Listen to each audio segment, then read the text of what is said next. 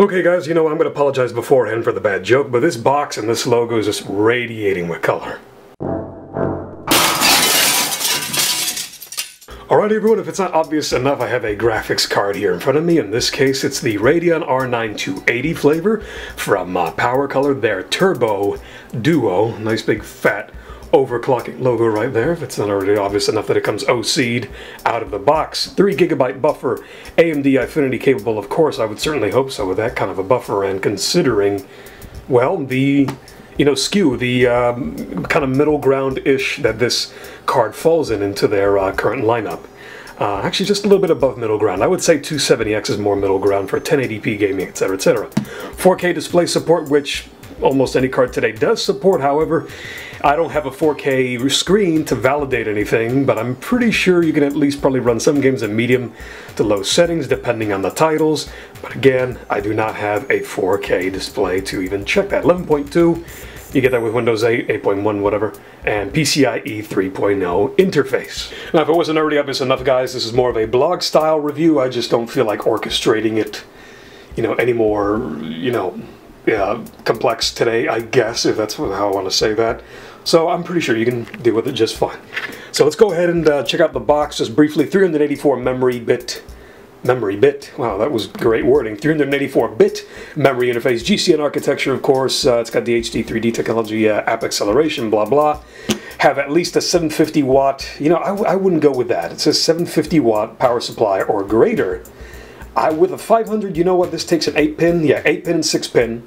I would say at least 650 watt. 500 watt may only come with a 6-pin.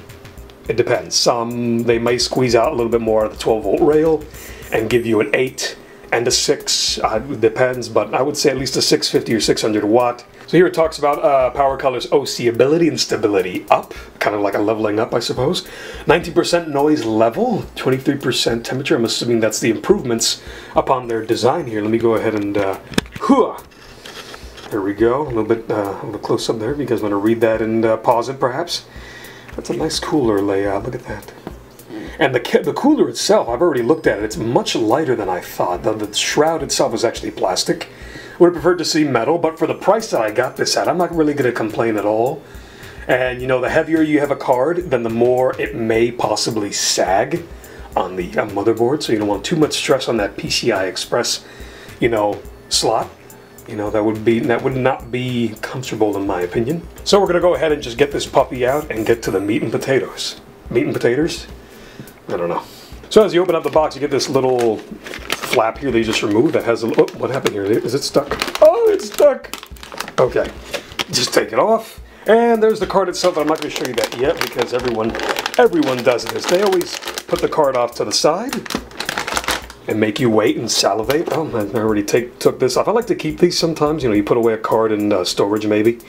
A lot of cards come with a little PCI Express, the finger cover. Finger cover. Ooh. Oh no! What happened? An atrocity occurred. Okay, so I accidentally touched my keys over there. A+ certification. You guys want computer stuff? That's your minimum. Anyway. Oh, see, look, it does. It comes with one. What? A 6-pin to 8-pin. Interesting. So it comes with a 6-pin female to 8-pin, 6 plus 2-pin male over there, right? Yep, seems to be the case. Anyway, so that comes in the box.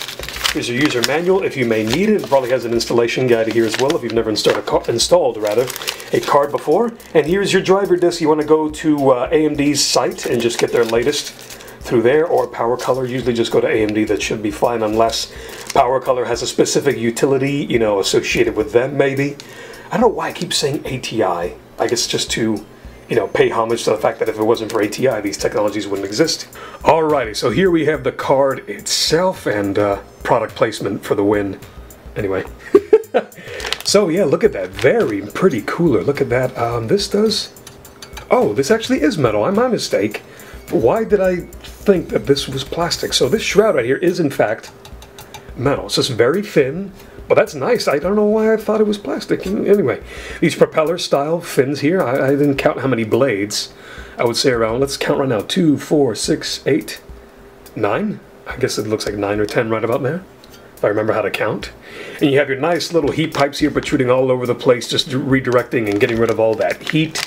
Look at that nice big fat heatsink that goes along the entire length of the card. Your PCIe 3.0 interface right there. Now out of the factory, this is clocked at around 855 megahertz on the core clock, and the boost clock is 960 megahertz. Not a huge boost out of the box from the factory, but compared to, let's say, the Sapphire Dual X 280, it's that one's only 850 on the megahertz and 940 on the boost clock, so just like I said, a slight bump.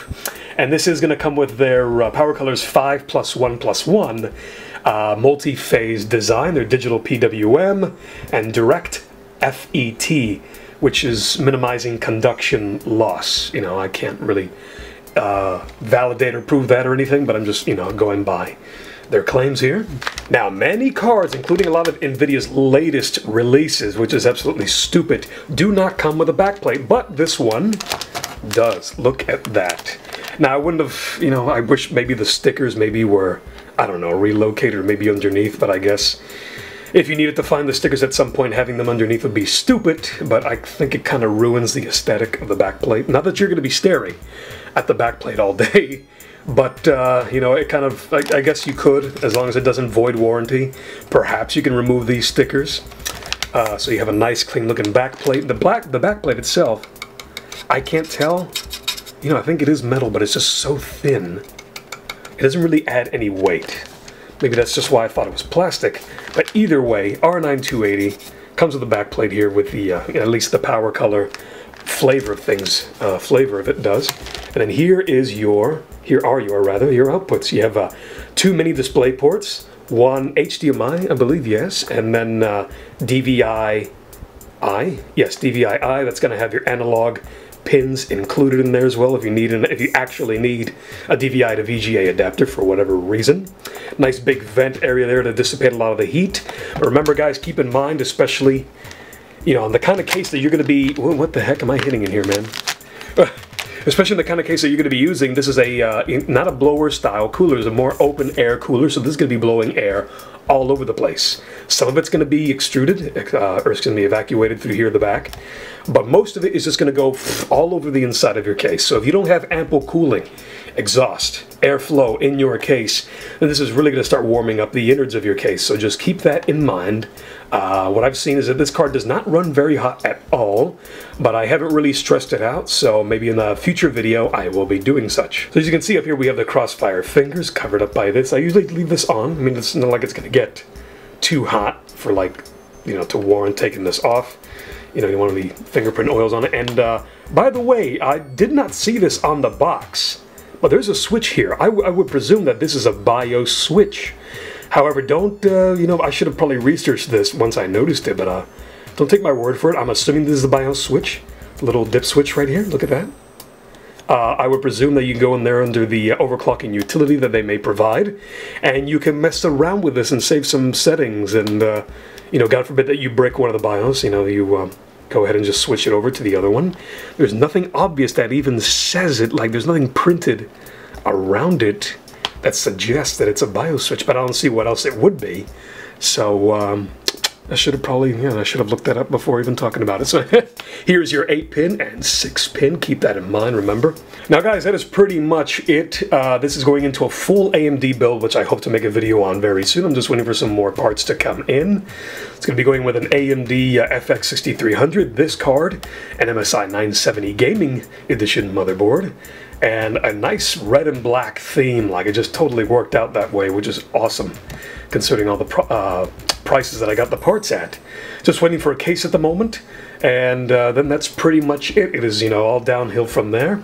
So stay tuned for that video. I may have some outside sources helping me out with that, and I'll be sure to give out shout outs and thanks for that, because I make sure not to forget anyone in that regard. So yeah, if you like the video, give it a thumbs up or give it a thumbs down if you think it just absolutely sucked for whatever reason. Go ahead and share your reasoning as to why it sucked as well. But leave a comment below if you have any questions or want to share some feedback. Maybe you personally have this card. And other than that, you know, subscribe, and see you guys in the next video. Thanks for watching.